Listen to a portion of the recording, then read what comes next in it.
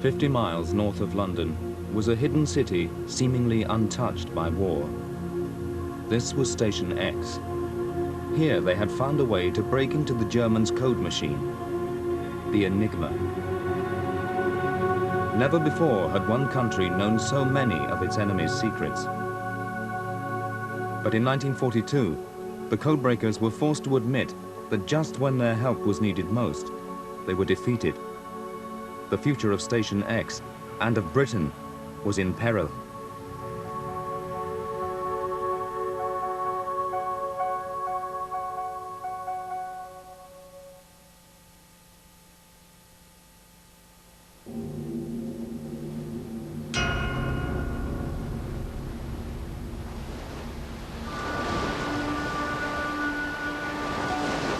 Breaking the German naval Enigma, the most difficult code of all, had enabled Station X to pinpoint the positions of German U-boats lying in wait for British convoys. In 1941, within a few weeks, the British had sunk every one of the submarine supply boats. Admiral Dönitz was alarmed. Had someone betrayed the Enigma code to the British? Es gibt eine Geschichte, wo Dönitz mit seinem engsten Mitarbeiter, Admiral Gut, gesprochen worden ist. Diese Sache wissen nur wir beide. Und wenn alle anderen Möglichkeiten ausgeschlossen werden müssen, dann ist einer von uns der Verräter.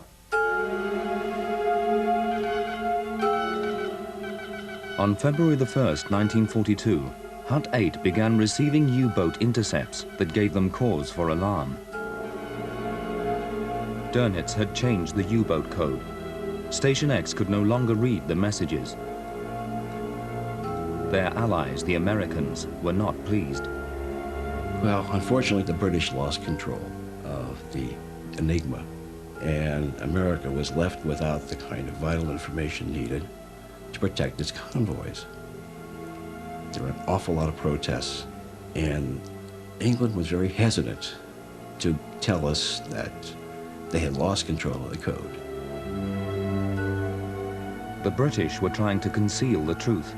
German U-boats in the Atlantic could now do their worst. Station X could no longer find them. They had no answer to the new code.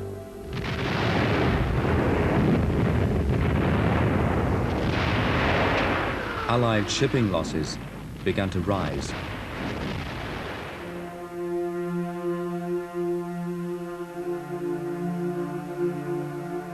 Dönitz had acted on his suspicions. The German Navy had changed the Enigma.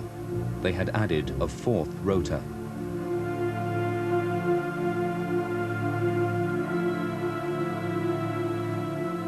The revolving rotas with their maze of constantly changing electrical wiring were the secret of the Enigma. Introducing a fourth one increased the odds against breaking the code dramatically. Station X called the new code Shark. After 6 months without any breakthrough, the Americans were getting restless. It got to the point where by mid-1942, the Americans declared that no matter what, they would go their own way and make sure they'd get their own independent capability against the German submarine menace and its code systems. And it became quite touchy as to whether or not the two sides would cooperate. The Americans were threatening a takeover. Station X could become mere spectators in their own game. Something had to be done.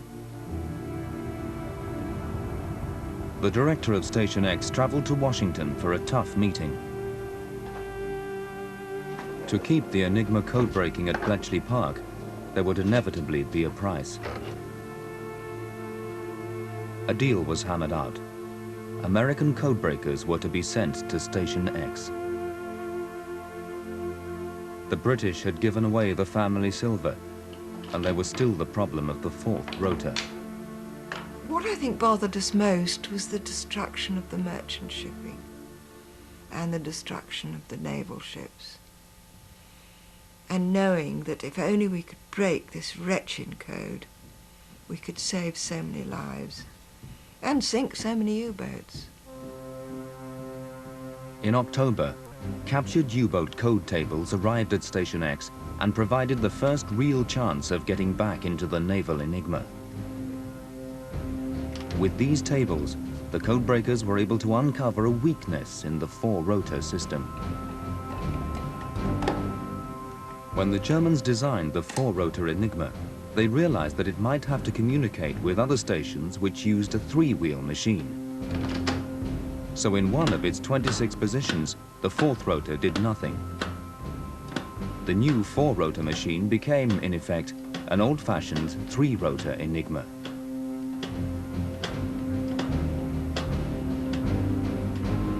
Station X worked out the settings of the first three rotors on the bombs, just as in the past, then simply ran through all 26 positions of the fourth rotor until they found the right one.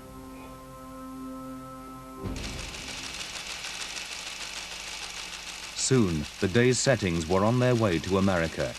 After 10 months in the cold, Station X was back.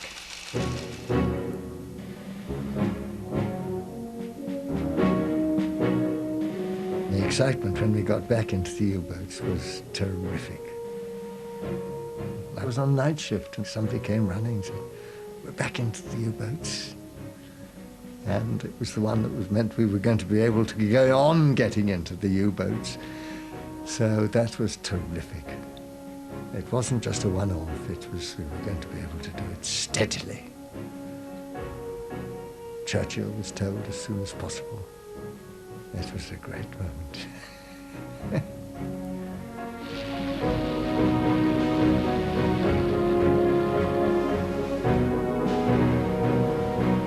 Once again, Station X could help protect the convoys.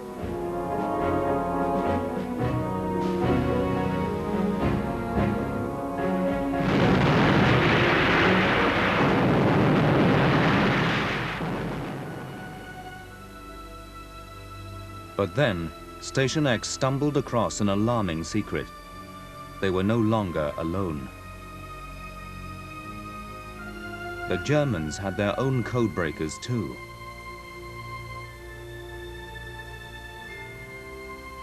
The most effective unit reported directly to Dönitz, the B-Dienst. They had been struggling for over a year to crack Allied Naval Cipher 3, which was used for routing the convoys. This cipher used number substitution for the phrases of a message based on a set of tables. The Germans, assisted by captures of their own, had been able to reconstruct the entire table.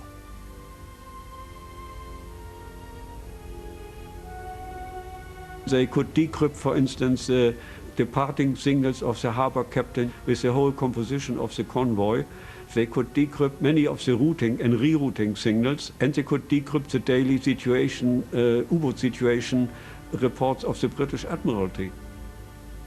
Both sides now knew their enemy's secrets. B-Dienst and Station X were playing a deadly chess game, each cancelling out the other's moves. Decoded Enigma messages gave the game away. Station X realized they contained information that could only have come from the Germans reading the Allied cipher. They approached Captain D.A. Wilson, who was in charge of cipher security at the Admiralty, and asked him to change the cipher immediately, which he did not do. He argued over months that followed that the cipher was too widely distributed. It was impossible to replace it. It would take a long, long time to do. Well, Bletchley Park was beside itself that Wilson would do nothing about it.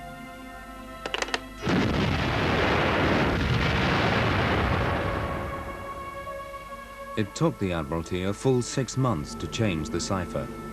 In that time, it's anyone's guess how many British sailors' lives were lost because of the delay.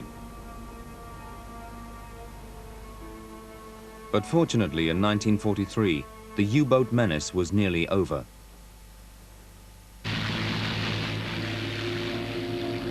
The Royal Navy and Coastal Command, armed with radar and direction finding, now had better trained crews and improved tactics. They were taking control. By May 31st, Dönitz had been totally defeated in the Atlantic.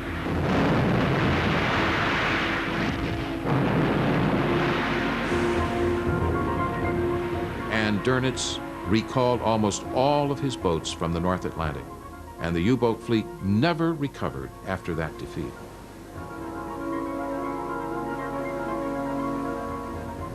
The way was now open for the invasion of Europe.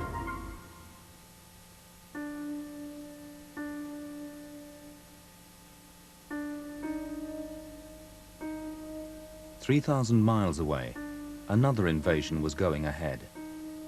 A year after the deal had been made, the first American officers were being selected to go to Station X, the price exacted by the United States for its cooperation. I remember vividly, a group of us were convened in a room there, and the moment we came in, they were told, what you're going to hear today is something you will not discuss, and it means that you will never be put where you can be captured by the enemy. And I was picked to be the commanding officer of that outfit, and that's how I got to Bletchley Park. The journey to England involved a bizarre cover story of being pigeon experts in signals, and also being checked out by an American unit who had never heard of Station X. They asked us whether we'd had the Army General Classification test. They said they couldn't find our scores on our records.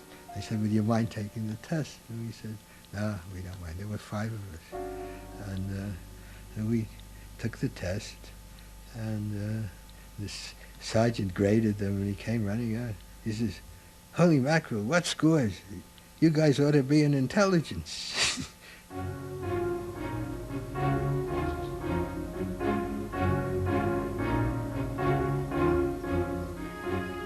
I don't think I'd ever met an Englishman in my life until that point.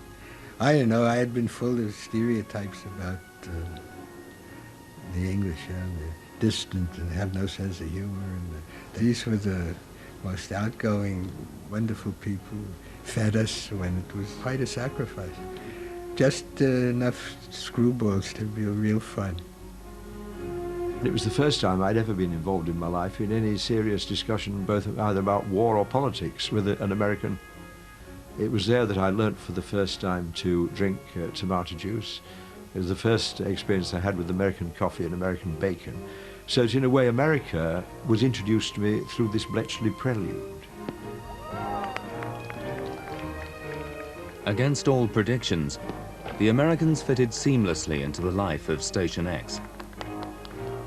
The only rancor was to come on the field of sport when the Americans challenged the British to a game of rounders. We said, of course, we were delighted, you know, our honored allies. So the Americans came and we showed them how they could play with it. They said, what, no baseball bat? We said, no, we would just use this broom handle. So they said, fine. We played, it was a lovely day, we played well. And at the end of the game, we all sort of clapped each other on the back, and the Americans said, well, we're sorry we beat you. And the British captain said, I'm sorry we beat you. And that was a little bit of an incident, because the Americans said they thought they'd won, and we said we knew we'd won. And they said, well, what rules do you play by? And we said, our rules. But in the days to come, the Americans were about to learn of a secret even bigger than Enigma.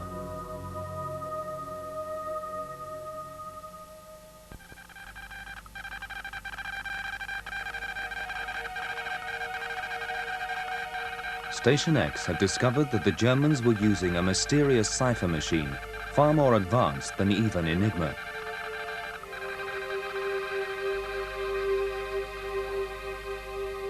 Now, we knew nothing about this cipher machine. It was kept completely secret by the Germans. And we first began to intercept radio transmissions in 1940. It was actually a group of policemen on the south coast of England, and they were listening for German agent transmissions from within the UK. Of course, there weren't any because we'd captured all the agents, but they were still listening for these, and they heard these weird signals, and they sent them to Bletchley Park. Station X now faced a new challenge.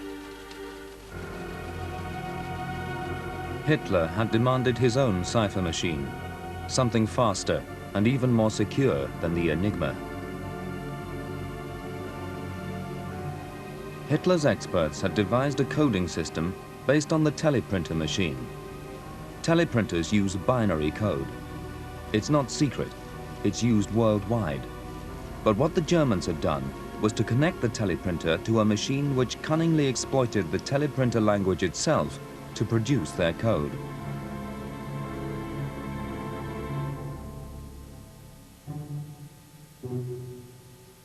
The secret German coding machine was called the Lorenz. It used 12 rotas to scramble the message, not just the 3 or 4 of the Enigma.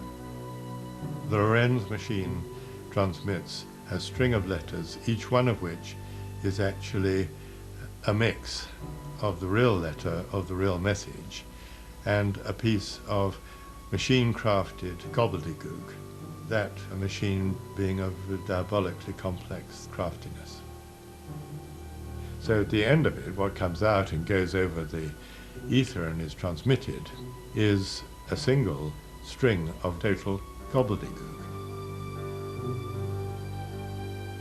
The Lorenz relied on a mathematical system called modulo 2 addition. This allowed the string of meaningless letters added to the message at one end to be removed from it at the other by the same mathematical process. The operator presses a key on his teleprinter. That generates an electrical signal. The Lorenz machine then adds an obscuring character to this signal, and the result is then transmitted. At the other end of the link, another Lorenz machine set to exactly the same configuration regenerates exactly the same obscuring character, adds it back to the ciphertext, and by the magic of modulo 2 arithmetic they cancel out and leave you with the plain text. The security of the Lorenz depended on the fact that it was adding a string of random letters to hide the real message. But because it's a machine, it can't generate a completely random set of letters. It's what's known as pseudo-random. Unfortunately for the Germans, it was more pseudo than random, and that's how it was broken.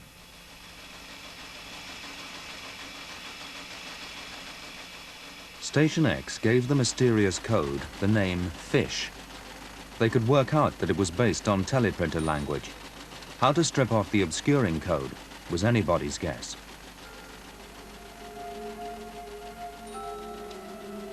But on the 30th of August 1941, a lazy German operator gave the whole game away.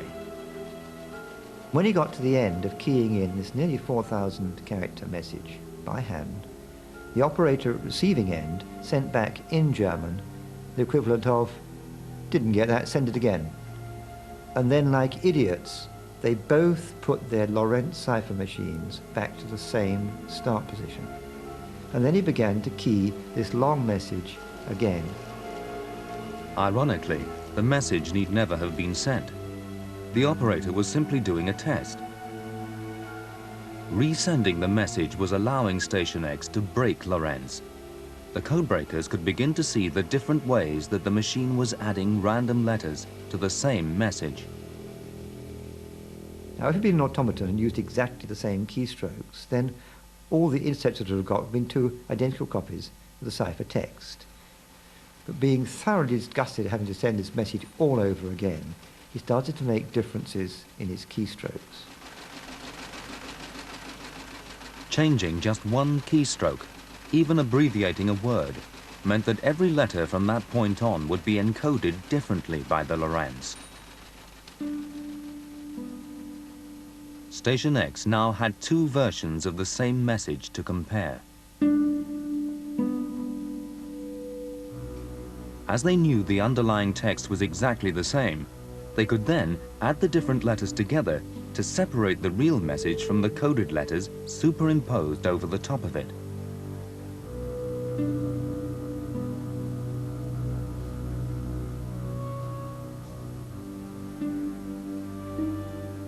For me, the real excitement was this business of getting these two texts out of one sequence of gibberish. It was marvelous. Never met anything that was quite as exciting, especially since you knew that these were vital messages. Hitler and the German High Command never suspected that the Lorenz had been broken. It was an important link. As with a lot of important links, a lot of the stuff which was sent over it was absolute trivia. I mean, asking for more tins of baked beans, except I'm not sure they consumed more tins of sauerkraut, say. But it also sent some extremely sensitive and valuable information about troop movements.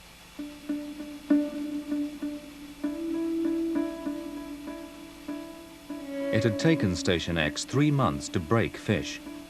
And remarkably, they had worked out the mechanics of the Lorenz itself, a machine they had never seen. They even built their own machine to imitate it. As it was dealing with fish messages, they called it tunny. Once the Lorenz settings had been found, Station X could use tunny to turn the messages into plain German.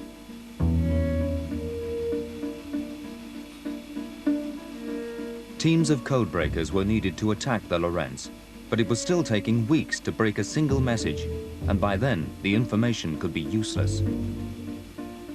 It was a curious life. It involved mental gymnastics, and it could be very wearing, particularly if you didn't succeed. I mean, you could spend nights in which you got nowhere at all. You didn't get a single break. You just played around through this bleak, long night with total frustration. And your brain felt literally raw. Your psyche, or whatever it is, felt frustrated, but your brain almost literally felt raw at the end of it. But the whole process was about to be speeded up.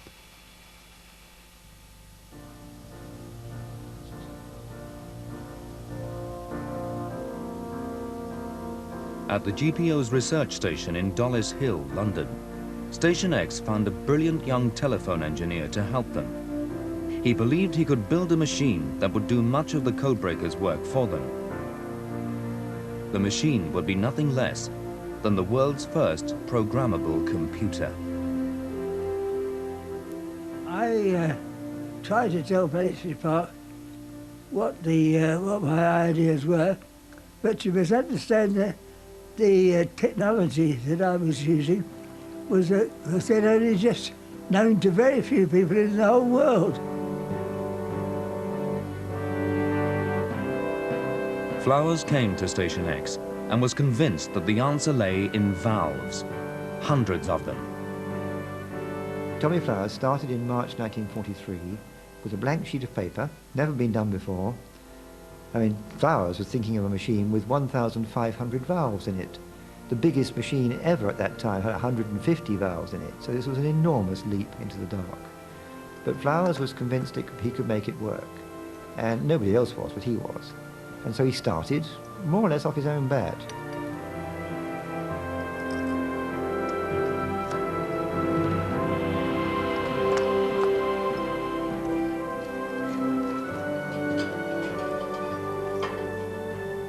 We just told people to do things.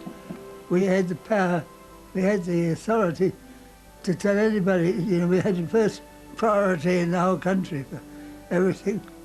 And we could just tell people what we wanted and not tell them what it was for.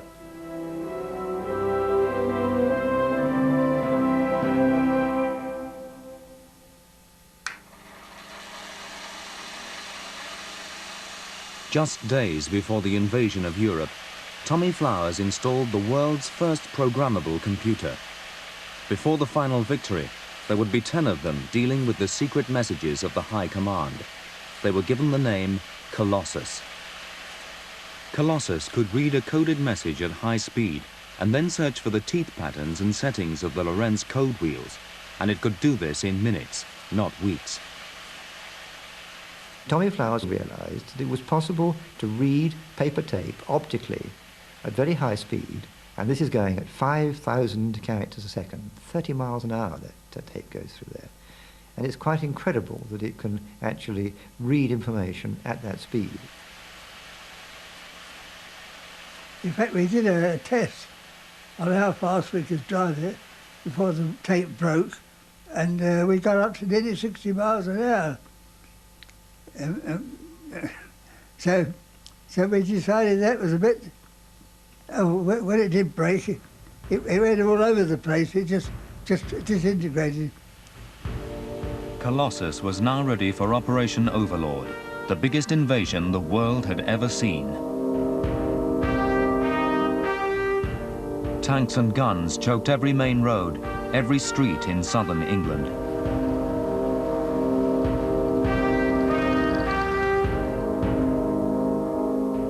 The Allies were intending to deceive Hitler about where the invasion would take place. They planned to make the Germans think that an attack on Normandy was simply a diversion. Through double agents, the Allies leaked the word back to Berlin. It would be up to Station X to see if the deception was working. The Germans were deceived for a very long time, far more than we expected and far more successfully. But we also got a bonus, if you like. That is, we knew they were deceived.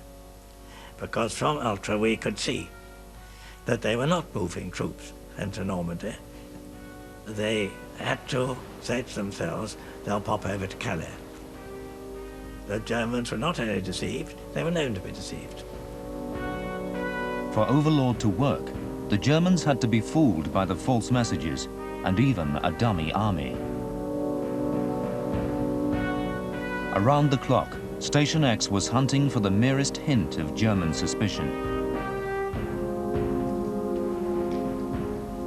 June 1944. The invasion was poised to strike, but then Station X received a message. Just before D-Day, Marshal Rommel, the Desert Fox, was appointed Inspector General of the Western Defenses, and he sent this enormously long message, very detailed description of the Western defenses, where each unit was located and what equipment they had. It was 70,000 letters, which was read. When Station X decoded the fish message, it contained alarming news for the Americans. They were planning to parachute their troops into Normandy. They thought they had chosen a safe landing site. They were going to drop one of the airborne divisions right on top of a German tank division. They would have been massacred. They changed it.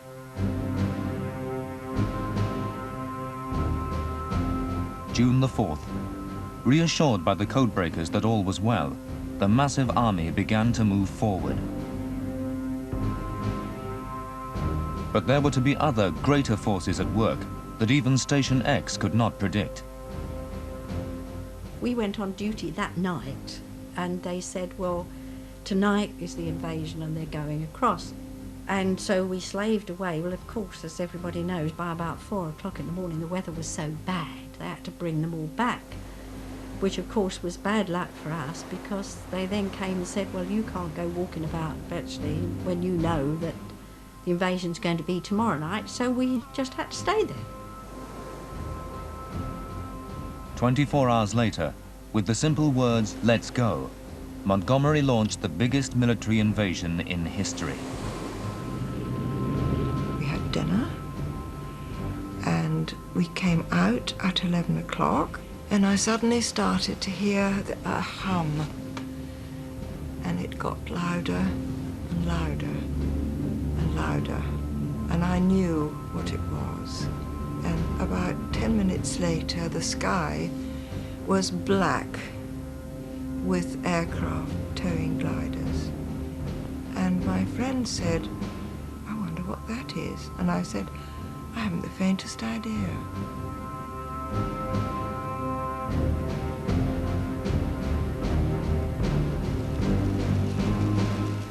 And about 3 o'clock, I think it was, suddenly there was a real rustle. And very shortly the word spread that there had been German traffic saying that paratroopers were dropping all over the place. So we knew this was it.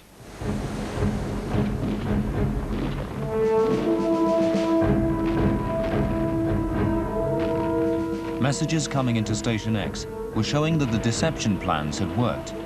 Hitler's troops, split between Normandy and Calais, were unable to counter the onslaught. Over half the German forces had remained in the north, awaiting the Phantom Army.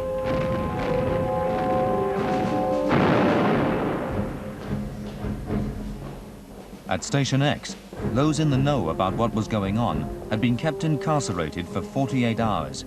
Even now, nobody was taking any chances. We staggered out feeling rather the worse for wear, but knew it was then general knowledge, and went home, and my lady I was billeted on said to me, "Where the bloody hell have you been?" And I said, "Well, I've been working." She said, "Well, you've missed all the fun." And I said, "What fun?" And she said, "Well, there was the invasion. It's been on the radio," because no television. "It's been on the radio." I said, "Oh, lovely, you know." And went to bed. Tuesday, 6th of June, 1944. Invasion began. 10 a.m. breakfast. Letter from Maureen. Spent morning washing and ironing. On at 4. Life quite hectic. Feels somewhat anticlimaxy. Now the second front has begun. Not a bad day, really.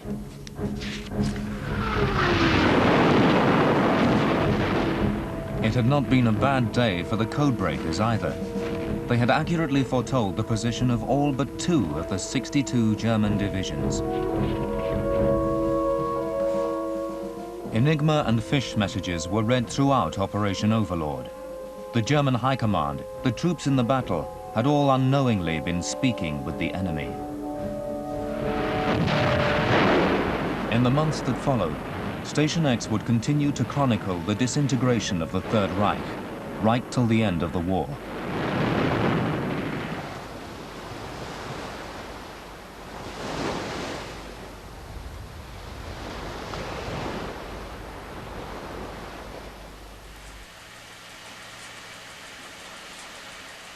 Colossus had become another weapon in the codebreakers' armory. It had moved codebreaking into the computer age and given a taste of wars to come. But it could have other uses too. If you were lucky, you worked at Colossus. Colossus was the one warm spot in the British Empire. It had 4,000 vacuum tubes or something, and it gave off a lot of heat. And so everybody wanted to be next to Colossus, particularly on the night shift, because they were saving power. Sometimes, for the Wrens, Colossus, with all its complexity, could be reduced to becoming the most expensive clothes dryer in the world. Working through a hot summer day or a hot summer night, to my astonishment, these Wrens had stripped down to bras and knickers. And you must remember, this is before bikinis were known, you know, when bathing costumes were one piece. And for a young man to see a room full of girls stripped down in bras and knickers really was the most extraordinary experience. They never sent me there again. I don't quite know why.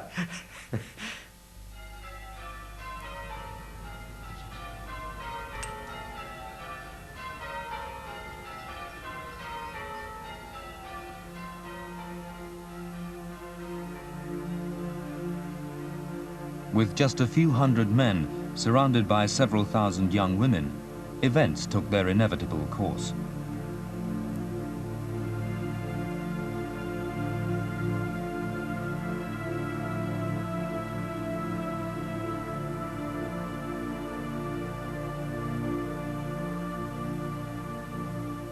She was one of a gaggle of nubile Wrens. All of them gorgeous except me. Oh, you were all right. It was all right. No, the other Wrens thought he was absolutely wonderful. Oh, Mr. Wiley this, oh, Mr. Wiley that. I couldn't see what they saw in him. My husband was in Bomber Command, and I met him at a dance. I'd been married for about 5 weeks when he was posted missing in operations over France. and he gave as his next of kin my father rather than myself, which I thought was very thoughtful, because he didn't want me to get the telegram. The telegram was premature. Her husband had survived and had been hidden by the French resistance. The first I knew was when he telephoned me. He'd phoned up the Red Officers' Mess and they thought they recognized his voice. And when I answered the telephone, I mean, I was so overcome that I had to hand the telephone over to one of the other officers there to make arrangements about going to see him. But it was a wonderful moment. I came off leave and I went to pick up my post, and there was a man sitting at a desk at the end of the room in an RAF uniform, and I thought, I'm going to marry that man. We didn't speak, or I wasn't even introduced to him.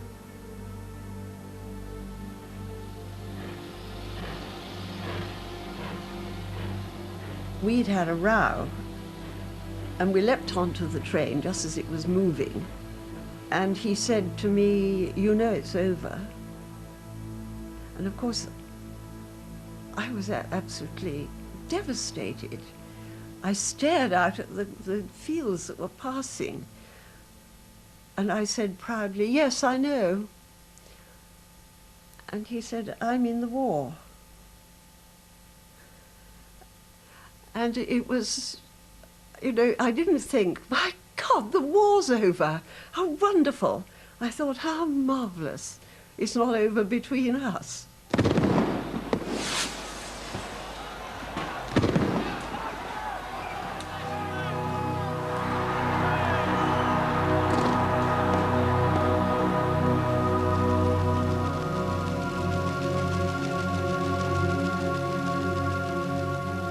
When the final signal came through from Dönitz surrendering, it was in clear and not in code.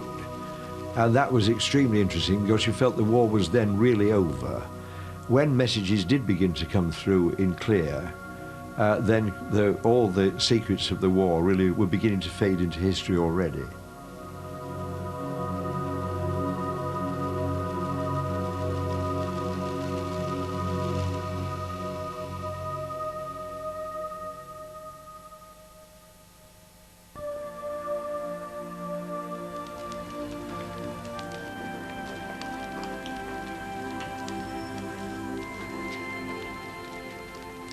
In the roll call of those who had brought about victory, the name of Station X would never be mentioned. Britain's best-kept secret was to stay a secret for the next 30 years.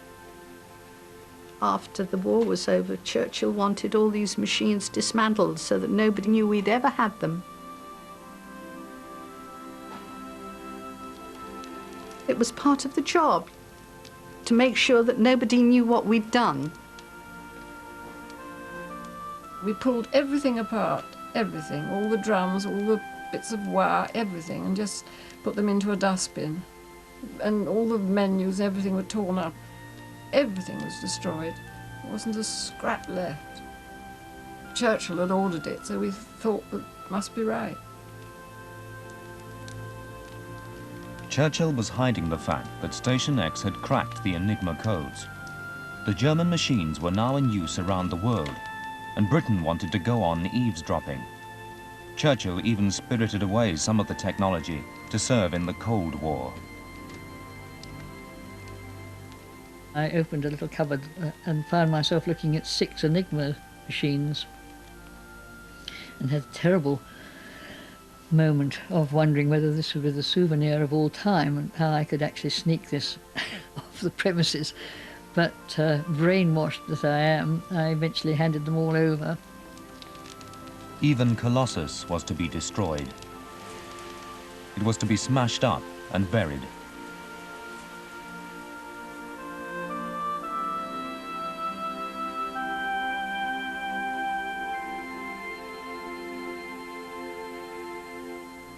That was a terrible mistake. I was instructed to destroy all the records, which I did. I took all the drawings and plans, all the information about Colossus on paper and put it in the boiler fire. Saw it burn. Tommy Flowers returned to the post office and was forgotten. In all the secrecy, Colossus never received recognition as the world's first programmable computer. Instead, the honors were to go to the Americans. I had been in Chicago about 3 years by that time, and the first computers came out. And I remember my next door neighbor saying, "Have you heard about this thing, this machine that will do all these sort of things?" And I said, "Yes, I read about it in the newspaper." She said, "I guess they wouldn't know much about it in England. England's rather behind, isn't it?"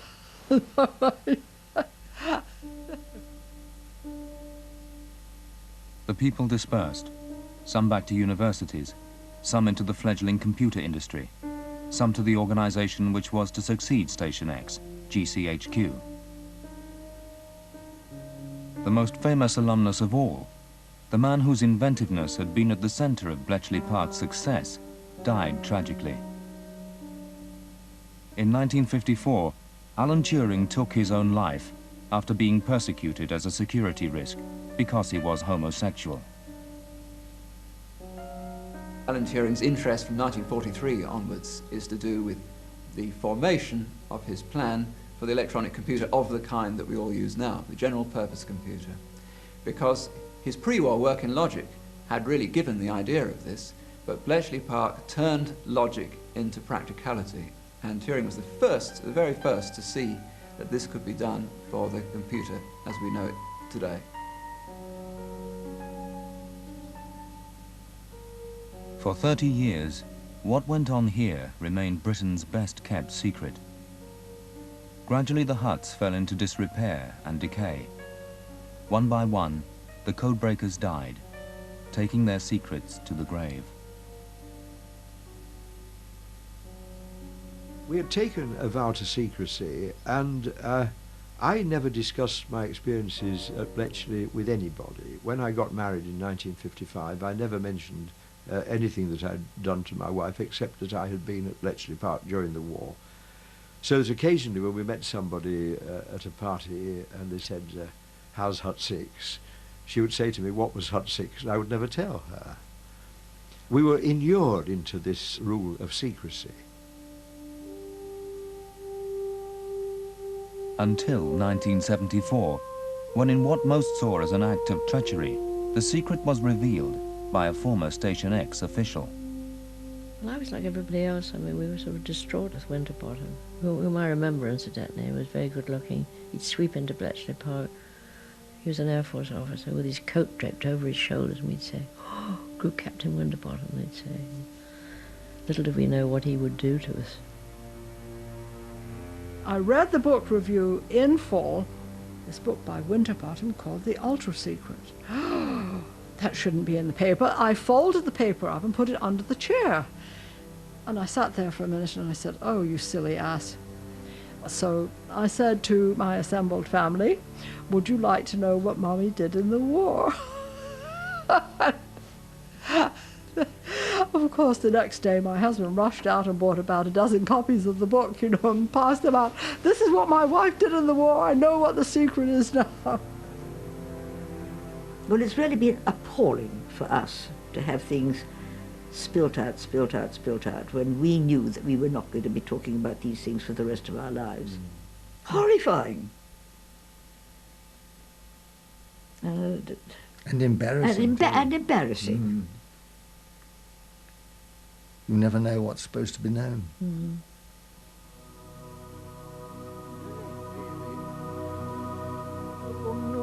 I mean, D-Day came out within 2 hours or so, because the biscuit. Station X was that most British of institutions. Gifted and often eccentric amateurs muddling through, and against all the odds achieving great things. Despite their enforced silence, it was a time that few of them can ever forget. remember how cold it was. Absolutely cold. Do you remember the mittens? It was absolutely freezing on night shift. We had a tip-off that really, if you can get read out before breakfast. One didn't realise the funny little skills one had. My daughter went to work in the Bodleian Library in the holidays, and she said, "Oh, I'm on J floor, Mummy." And I said, "Gosh, 10 floors down." She said, "How do you know J is 10? So I said, "Oh, don't you?" And then I realised that everybody didn't know that M was 13 and W was 23 in the alphabet, and so on, because we were so used to you know, turning numbers inside out. One didn't realise that that was just part of your life. Another thing I remember, for some reason I was sent over to Hub 4, which in those days was the naval section, to get a document. And they said, "Oh, we can't give you that. Anything we send over to Hut 8 gets lost." We can't give you that.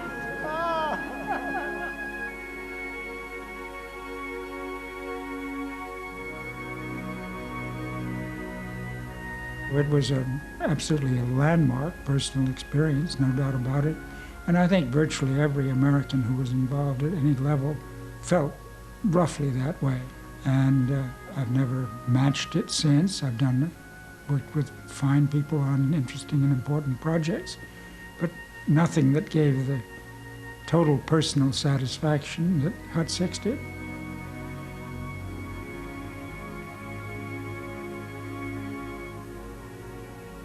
The whole war completely altered our lives. And so obviously Bletchley Park was part of this. Because the last war was the biggest social revolution that's ever been in England. There's no question about that. I mean, life totally changed. For the people down below, greatly for the better. And for the people at the top, well, they just had to do something for change. It was very good for them.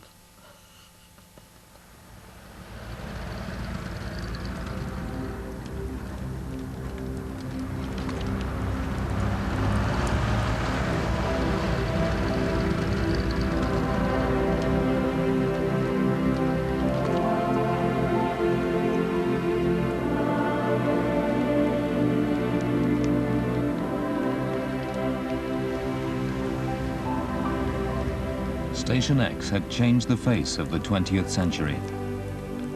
The first computers had been invented here. The special relationship with America had been born here. Signals intelligence was created here and would become the way all wars would be fought in the future.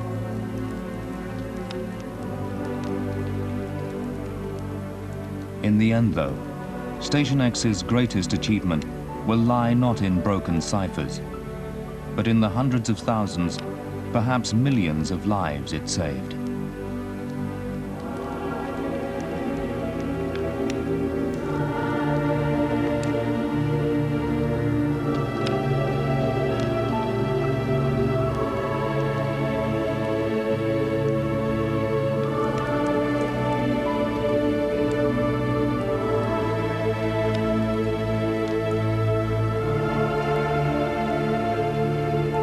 Historians generally agree that it shortened the war by 2 years.